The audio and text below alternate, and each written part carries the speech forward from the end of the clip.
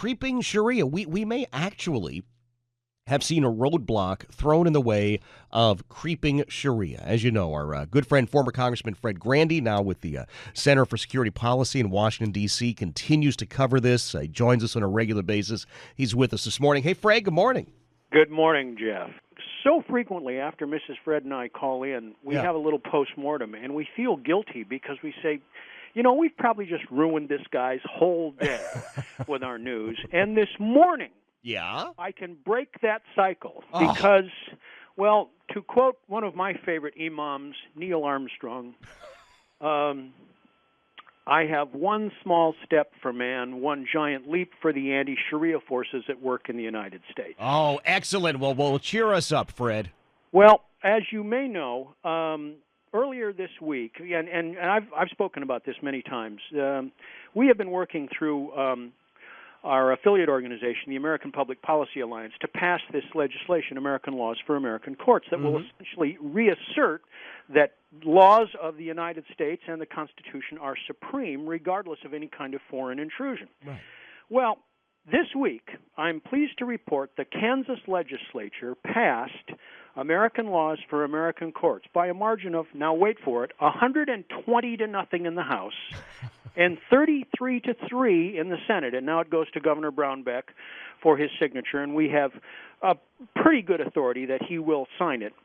But I just wanted to point out that this is now the fourth state where we have done this. But I have to tell you, Jeff, the forces of evil are out in force on this. We came so close in states like Florida and Georgia this year. Just to give you an example, the same legislation passed the Florida House 92 to 24. That's a veto-proof majority. But at the last minute, it was scuttled in the dead of night on the last day of the session. So clearly, our enemies are in the field as well. But as we like to say down here in Securityville, if you're taking flak, you must be over the target. Yeah, we sit around in camo and talk like that, you know. But yeah, I'm sure you do. Absolutely. Yeah. But seriously, this is a major breakthrough because in of course CARE is already out criticizing this and calling on Governor Brownback not to sign it, and Ibrahim Hooper, who's their spokesperson, says it's an effort to demonize Islam. As Muslims are seen participating in a positive way in society, this really irritates some people. Well, of course, there is no mention of Islam or any religion in the bill. It is merely designed to reassert supremacy of American law, which we would assume, most people would assume.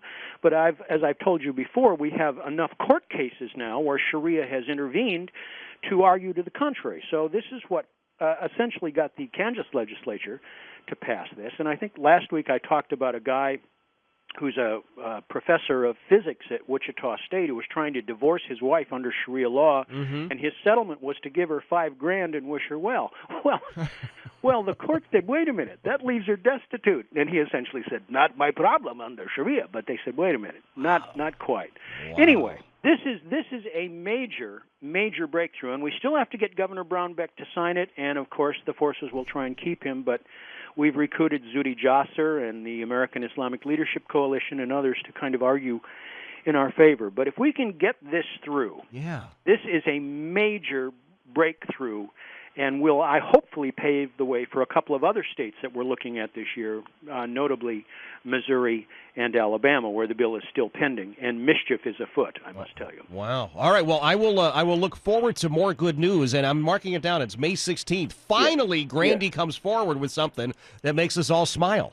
I'd love to tell you, get used to it, but I can't be assured I can actually deliver on that promise. Well, all right, next week, open with a joke, will you? Or, give me another Bernie Coppell story, and then we'll go from there.